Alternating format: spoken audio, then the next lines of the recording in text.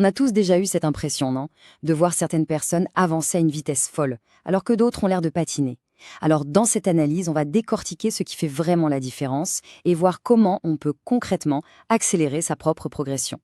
C'est un sentiment que beaucoup de gens connaissent. On lit des bouquins, on suit des formations, on regarde des vidéos à non plus finir, et pourtant, dans la vraie vie, rien ne bouge vraiment.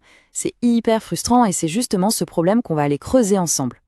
Cette phrase d'Alex Hormozy, elle résume tout. Le truc, c'est que le problème, ce n'est pas le manque d'informations. Pas du tout. Le vrai problème, il est ailleurs. Et voilà, on y est. Le cœur du problème, c'est ça, l'illusion du choix parfait. Cette manie de vouloir trouver le plan idéal, la stratégie parfaite avant de se lancer. Et ironiquement, c'est ça qui nous paralyse et nous empêche d'avancer. Pour bien comprendre à quel point cette recherche de la perfection est un piège, on va utiliser une analogie toute simple mais vraiment parlante, celle de la montagne. Imaginez que l'objectif, c'est d'atteindre le sommet d'une montagne. Il n'y a pas un seul bon chemin, il en a plein. Certains sont plus raides, d'autres plus longs, peu importe.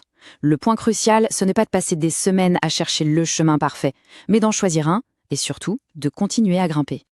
Et là, on voit très bien ce que ça coûte de changer de stratégie tout le temps. Chaque fois qu'on décide d'abandonner un chemin, parce qu'on pense qu'un autre est meilleur, on ne fait pas que bifurquer, non. On est obligé de redescendre, d'effacer tous les efforts qu'on a déjà faits pour repartir de tout en bas. C'est une perte de temps et d'énergie monumentale. Et ça nous amène à une idée super importante. Avoir une conviction en béton armé dans son plan, même s'il n'est pas parfait, c'est beaucoup plus puissant que de chercher sans fin un plan idéal qu'on n'appliquera jamais. C'est cette conviction qui donne la force d'avancer. Ok, maintenant qu'on a posé le problème, allons voir la cause profonde. Si la stratégie n'est pas le vrai souci, alors où est-ce que ça coince? Eh bien, ça coince au niveau de l'exécution. C'est là que tout se joue.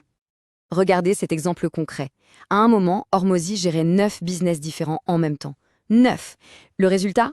Aucune de ces boîtes ne faisait vraiment de profit. Pourquoi? Parce que son attention était éparpillée. Le problème, ce n'était pas les 9 idées, mais son incapacité à en exécuter ne serait-ce qu'une seule correctement. Et ça m'amène à une autre image que je trouve géniale. Une stratégie, c'est comme une méthode pour couper quelque chose. Mais la capacité à exécuter, c'est le tranchant du couteau. On peut avoir la meilleure technique du monde, si le couteau ne coupe pas, on n'arrivera à rien. Il faut affûter sa capacité à agir. Ok, c'est bien beau tout ça, mais comment on fait concrètement pour affûter ce fameux couteau? Eh bien, il existe un cadre assez simple, en 3 parties, pour booster radicalement sa capacité d'exécution. Ces 3 leviers, ce sont la culture, le talent et la formation. On va regarder ça point par point.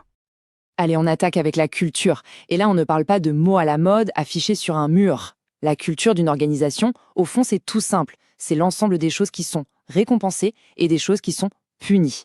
Ce qu'on encourage est répété. Ce qu'on tolère devient la nouvelle norme.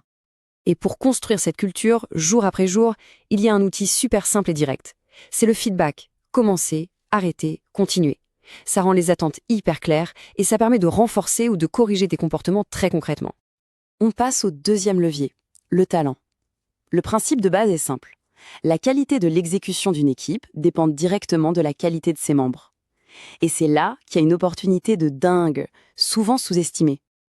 Alors, regardons les chiffres, c'est assez fou. Un employé vraiment excellent va peut-être coûter 30% plus cher en salaire. Mais attention, il peut être 5 fois plus efficace. Le retour sur investissement est juste phénoménal. Payer plus cher pour un talent exceptionnel est souvent la meilleure décision qu'on puisse prendre. Ce graphique, il le montre très très bien. La petite augmentation du coût d'un côté et de l'autre, l'explosion de la valeur créée. C'est exactement ça, une opportunité d'arbitrage. Un investissement incroyablement rentable. Du coup, la question qui tue, c'est comment on fait pour dénicher ces perles rares, ces gens vraiment obsédés par ce qu'ils font? En fait, il y a une technique toute simple mais super efficace. Il suffit de demander à la personne ce qu'elle fait de son temps libre. Les vrais passionnés, les meilleurs, ils consacrent leur temps perso à leur domaine. Si un monteur vidéo passe ses week-ends à décortiquer des techniques de montage sur YouTube, c'est un signe. C'est le signe d'une véritable obsession. Et on arrive au dernier levier, la formation. Là, l'erreur classique, c'est de rester dans des valeurs floues. Dire à quelqu'un « sois responsable », ça ne veut rien dire. C'est du vent. Il faut transformer cette valeur en comportement concret, observable.